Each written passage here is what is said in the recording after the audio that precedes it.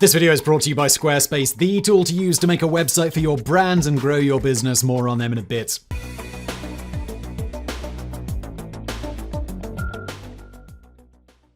The year was 1968, and in the evening, America sat down to watch the Smothers Brothers Comedy Hour on CBS, a variety show that featured comedy skits and musical guests. But this wasn't your average variety show. The Smothers Brothers Comedy Hour broke away from the traditional formula and quickly evolved into a program that wasn't afraid to push boundaries. Political satire, the Vietnam War, religion, these were topics that you simply wouldn't see on other programs that played it safe, but you could see them here. Because of this, the Smothers Brothers Comedy Hour was a big hit with the younger generations and became known as a place that would feature a lot of new acts representative of the counterculture era of the 1960s. Among these acts was an up-and-coming comic called George Carlin, but he wasn't the same Carlin that most of us would be familiar with. Not yet, at least. He was dressed in a crisp blue suit, clean-shaven, with his short hair neatly parted to one side. Suffice to say that he had not found his look yet. But as the years went on and George Carlin became more popular, his hair started to grow longer. His clean-shaven face was covered with a nice thick beard. His suits were replaced by plain black shirts. The well-groomed, wholesome and clean comic was slowly morphing into a scruffier, raunchier and more cynical comedian. And he had some things to say, and he was going to say them regardless of who got upset and what other people thought. And just like that, George Carlin became one of the loudest voices of his generation.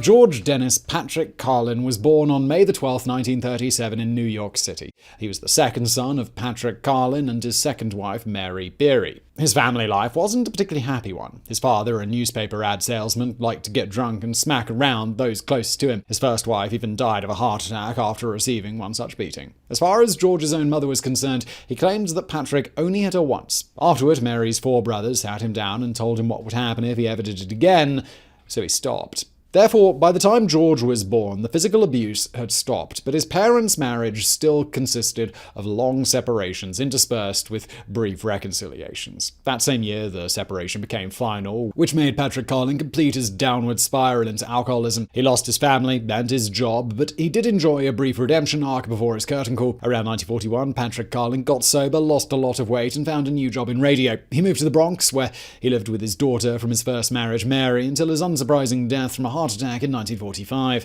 During this time, little George grew up in the Morningside Heights neighborhood of Manhattan, where he lived with his brother and his mother, who worked as an executive secretary. He learned to make do by himself. His mother had to work long hours to earn enough money, while his brother, who was 6 years older than him, often went out and left George alone. But this didn't bother him too much. He would make a simple meal for himself and then get lost in the world of comedy, whether it was through comics, radio, or later on television. Mad Magazine, Ballyhoo, Jack Benny, Milton Berle, and Jackie Gleason. They were the ones who raised young George during his many hours of solitude. From a very young age, George Carlin discovered that he was meant to be a performer. Even as a toddler, he would entertain his mother and her friends at the office with new dances or impersonations of famous actors. This garnered him the 4 A's that he coveted: approval, attention, applause, approbation. He didn't get the same treatment in other aspects of his life. Carlin grew up in a decidedly Catholic environment: Catholic church, Catholic schools, Catholic camp, and yet Carlin realized early on that the Catholic stuff wasn't for him. That being said,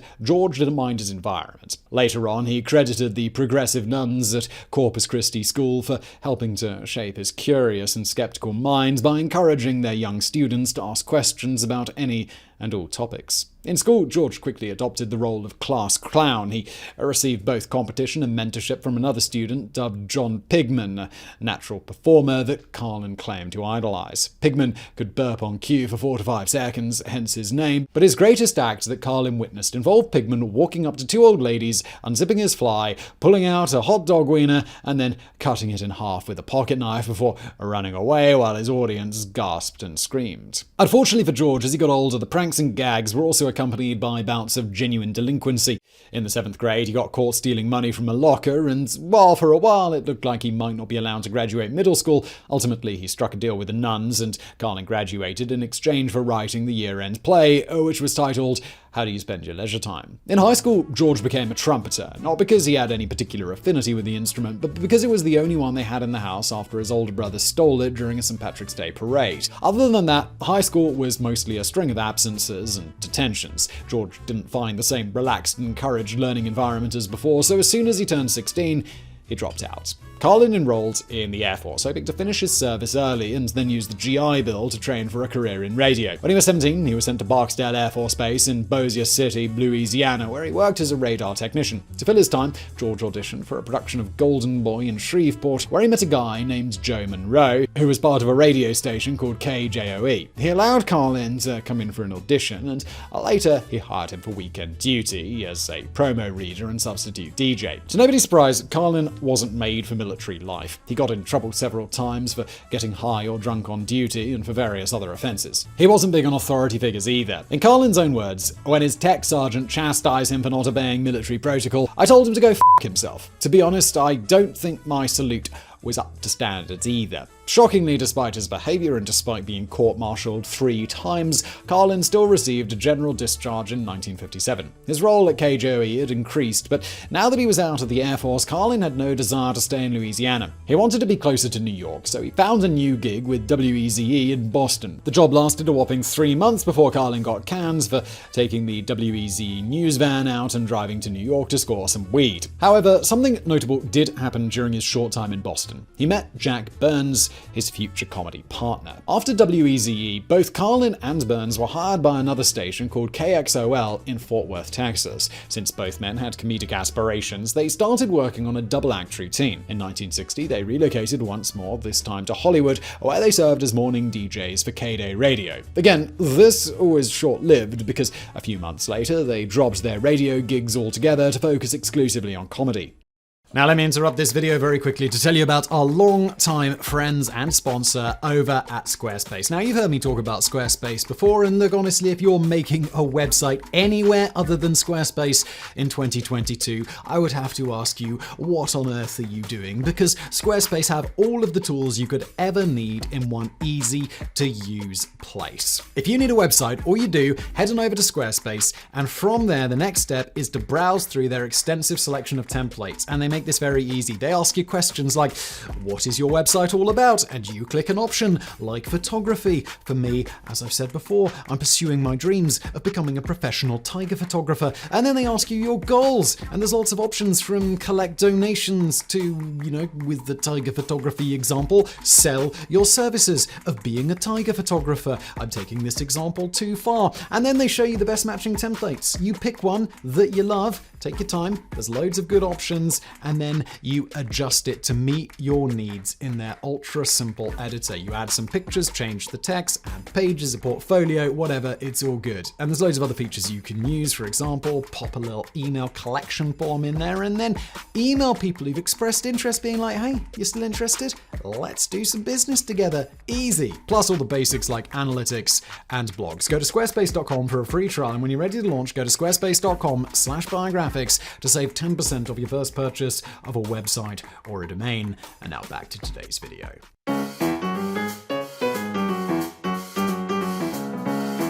Burns and Carlin found some success playing at nightclubs in Hollywood. They appeared on The Tonight Show, which was hosted by Jack Paar at the time. They even recorded their one and only comedy album during that year, titled Burns and Carlin at the Playboy Club Tonight, even though it wasn't released until 1963. The act split up after 2 years because both men wanted to go solo, but they remained close friends. On a personal level, George Carlin met his first wife around that time, Brendan Hosbrook. The two married in 1961 and stayed married until her death in 1997, and they had one daughter together named Kelly. With the new family, life on the road became more difficult for Carlin, so he decided to settle down in New York again and focus on the comedy scene there. In fact, he went back to his old neighborhood in Morningside Heights and found an apartment in the same building where he grew up. His budding solo career was aided by a few industry veterans who saw the potential in Carlin. One of them was Lenny Bruce, whom Carlin described as one of the few friends he had in the comedy business. In fact, Carlin was in the audience in December 1962 when Bruce was performing at the Gate of Horn in Chicago and got raided by the police for obscenity. Carlin refused to show his ID and got arrested and tossed in the paddy wagon right next to Lenny Bruce. Another comedian who lent a helping hand was Mort Sahl, the satirist. Jack Barr was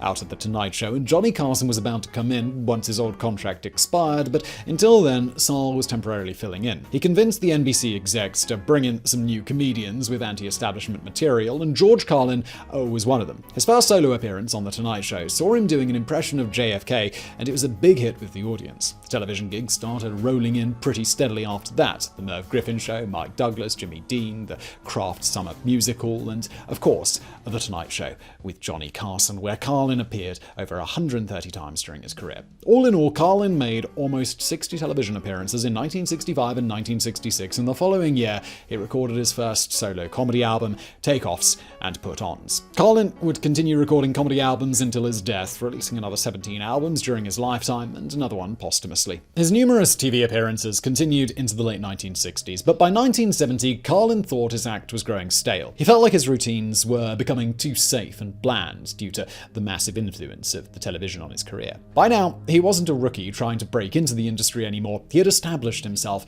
and he thought it was time for the world to see the real George Carlin.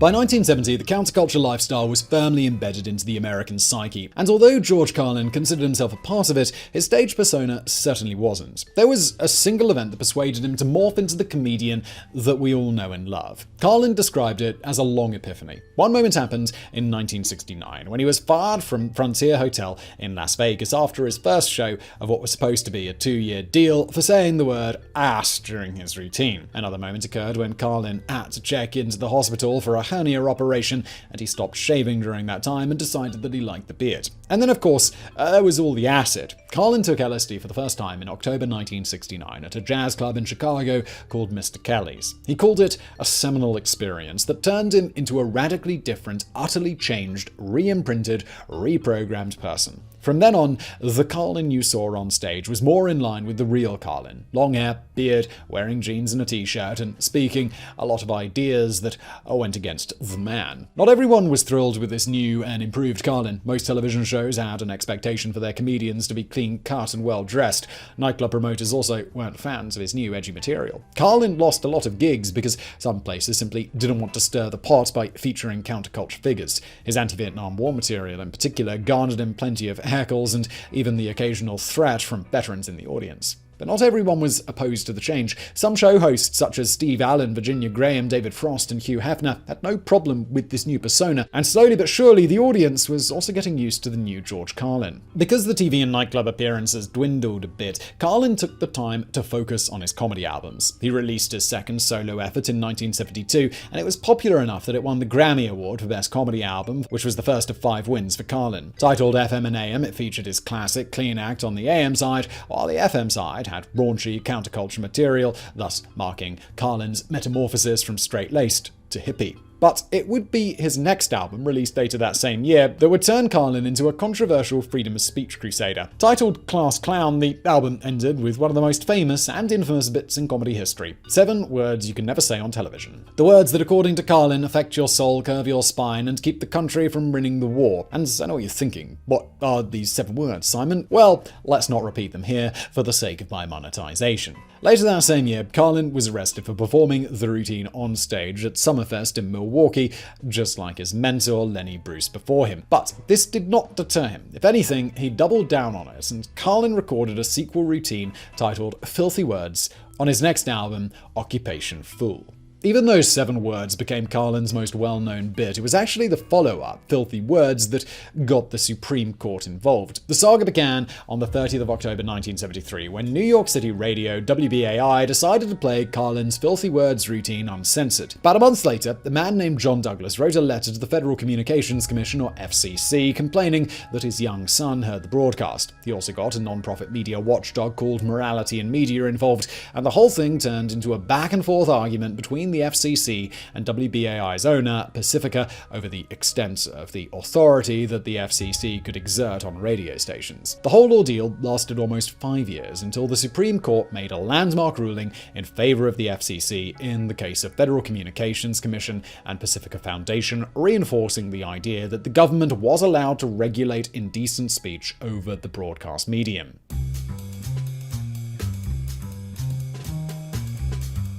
The controversy brought on by the court case had no negative impact on Carlin's career, who became one of the biggest names in comedy during the 1970s. In 1975, George Carlin served as host for the very first episode of Saturday Night Live, but it didn't really leave an impression on him since Carlin was in the midst of an intense week-long drug binge at the time, and his memory was a little hazy. There was, however, a different medium that had a major impact on his career: HBO. The premium television network wouldn't really explode in popularity until the 1980s, but it still had a dedicated audience, and it offered something that nobody else did: uncensored comedy specials. The same show that you would see in a club with all the naughty language and obscene ideas in its entire length, just as the comedian envisioned it, delivered right into your living room. Carlin's first HBO special was released in 1977, simply titled George Carlin at USC. It would be followed by 13 more specials, which for many people became the preferred way to enjoy Carlin's new comedy routines over the traditional albums. After his second HBO special aired in 1978, Carlin slowed down for a few years when it came to on-stage performances. Although this looked like a puzzling career move at the time, since he was at the apex of his popularity, he later revealed that this was because he'd suffered a heart attack, marking the beginning of his heart issues that would follow him for the next 30 years until his death. The 1980s were a bit leaner for George, especially the first half. His health problems worsened. First, he was in a car crash in 1981, and the following year he had a second heart attack, more serious than the first, while attending a baseball game at Dodger Stadium. Carlin was rushed to the hospital by limo, and he became one of the first people in the world to be the recipient of a new surgical technique using balloon angioplasty to open obstructed arteries. Since the comedy clubs weren't as packed as they used to be, Carlin thought it was the right time to renew his acting aspirations. He had always wanted to act. His first role came back in 1968 in a romantic comedy titled With Six You Get Egg Roll. Then in 1976 he had another role in the hit comedy Car Wash. But it wasn't until the late 80s, early 90s that Carlin received some genuine recognition for his acting. He had major supporting roles in Outrageous Fortune, starring Bette Midler and Shelley Long, and The Prince of Tides with Nick Nolte and Barbra Streisand. But it was his role as Rufus in the Bill and Ted Bear of sci-fi comedies that introduced George Carlin to a new generation of comedy enthusiasts. In television, Carlin had a few small roles and produced a pilot for HBO that never got picked up. But his longest and the most surprising memorable role was that of Mr. Conductor on the kids' show Shining Time Station, based on the British show Thomas the Tank Engine. It wasn't a role you expected from Carlin, but that may be exactly why you wanted it, and he played it for 5 years.